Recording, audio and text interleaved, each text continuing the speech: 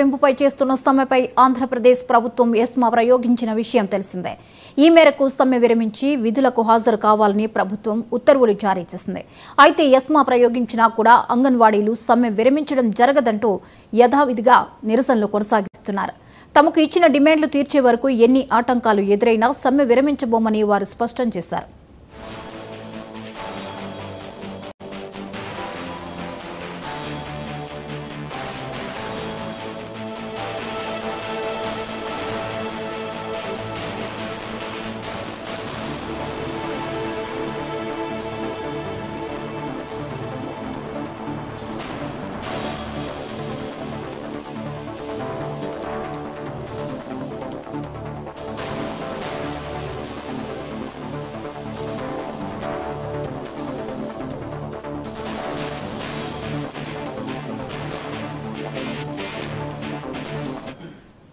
అంగన్వాడీల జీతాల పెంపుపై చేస్తున్న సమ్మెపై ఆంధ్రప్రదేశ్ ప్రభుత్వం ఎస్మా ప్రయోగించిన విషయం తెలిసిందే.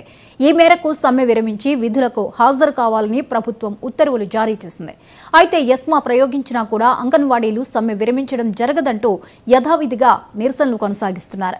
తమకు ఇచ్చిన డిమాండ్లు తీర్చే వరకు ఎన్ని ఆటంకాలు ఎదురైనా సమ్మె విరమించబోమని వారు స్పష్టం చేశారు.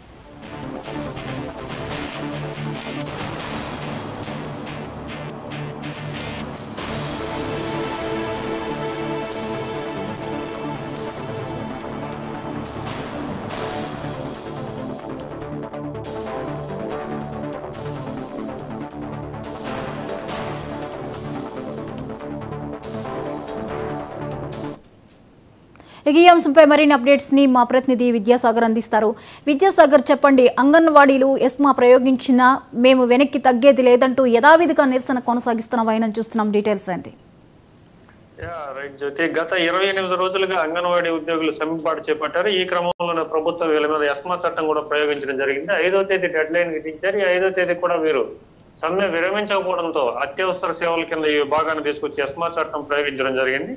సో దీంట్లో భాగంగా ఎస్మా చట్టం ప్రయోగిస్తాను 6 నెలల పాటు ఎక్కడ కూడా సమ్మెలు, హర్తాళ్లు, అలాగే ఎక్కడ నిరసనలు చేపట్టకూడదని ఈ అత్యవసర సేవల కింద తీసుకొచ్చారు. కాబట్టి ఏదైతే సేవలున్న అంగన్వాడీ సేవలన్నీ అవుట్ సోర్స్ కింద పెట్టైనా ఈ విభాగంలో మేము చేపిస్తామని ప్రభుత్వం కొంత చెప్పడం జరిగింది. అయినా కూడా వీరంతా కూడా కలెక్టరేట్ల వద్ద 24 గంటల రిలే నిరాహార దీక్షకు అయితే కూర్చున్నారు. ప్రస్తుతం నెల్లూరు జిల్లా కలెక్టర్ కార్యాలయం వద్ద కూడా గత 3 రోజులు 24 గంటల పాటుగా ఇక్కడ రిలే నిరాహార దీక్ష చేస్తున్న పరిస్థితి.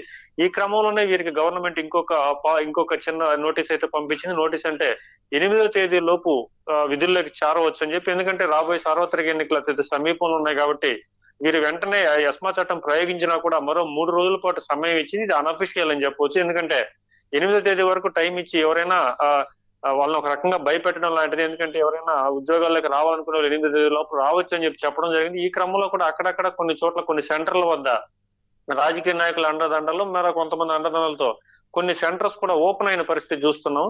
సో మొత్తం మీద చూసుకుంటే ఎక్కువ శాతం మంది సమ్మెలో నుంచి మాత్రం రావడం లేదు. పూర్తిగా తమ డిమాండ్లు ఏదైతే ఉన్నాయో 26,000 జీతం కావచ్చు, గ్రాట్యుటీ కావచ్చు, అలాగే తమ పెన్షన్ కావచ్చు, మిగతా అన్ని డిమాండ్లు నెరవేరిస్తే తప్ప మేము సమ్మె బాట నుంచి బయట రావని చెప్తున్న పరిస్థితి. ఈ క్రమంలో 5వ తేదీ నుంచి 8వ తేదీ అంటే రేపటి వరకు కూడా, ఈ రోజు వరకు కూడా ప్రభుత్వం అయితే వేచి చూసింది. కొంతవరకు వీరేమైనా ఉద్యోగాల్లో చేరతారా, తిరిగి విధుల్లోకి వస్తే కొంత బాగుంటుందని. కన్నా ఈ రోజు కానీ వీరంతా కూడా విధుల్లో చేరకపోతే ఉద్యోగాల నుంచి కూడా తీసేస్తామని చెప్పి ఒక సంకేతాలు అయితే కూడా పంపించిన పరిస్థితి అయితే ఉంది. అయినా కూడా వీరు ఎక్కడా కూడా ఈ ప్రభుత్వం నుంచి వచ్చిన ఆదేశాలను కానీ, ప్రభుత్వం నుంచి వచ్చిన జీవోలు కానీ పట్టించుకోకుండా తమ డిమాండ్లు నెరవేరిస్తే తప్ప మేము సమ్మెల నుంచి బయట రామని చెప్పి 24 గంటల పాటు రిలే నిరాహార దీక్ష కూర్చుని ఎక్కడికక్కడ తమ నిరసన అయితే వ్యక్తం చేస్తున్నారు. మరి ఈ రోజు గడిస్తే ప్రభుత్వం తిరిగి మళ్ళీ కఠినంగా వీరందరినీ ఉద్యోగాల నుంచి తొలగించి అవుట్ సోర్సింగ్ కావచ్చు, మిగతా సచివాలయ ఉద్యోగస్తులు వాలంటీర్ సిస్టమ్ ద్వారానైనా సరే వీటిని అత్యవసర సేవల కింద తీసుకొచ్చారు. కాబట్టి వీళ్ళు 28 రోజులుగా సమ్మె చేస్తున్న కారణంగా వీరు ముఖ్యంగా గర్భవతులకి, చిన్నపిల్లలకి పోషకాహారాలు అందించవలసి ఉంటుంది.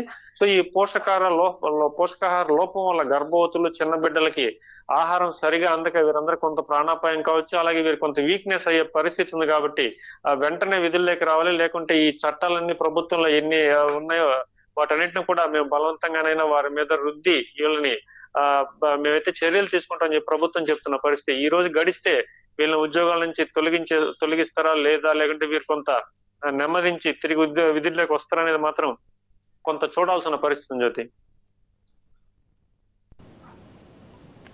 Thank you Vidyasagar.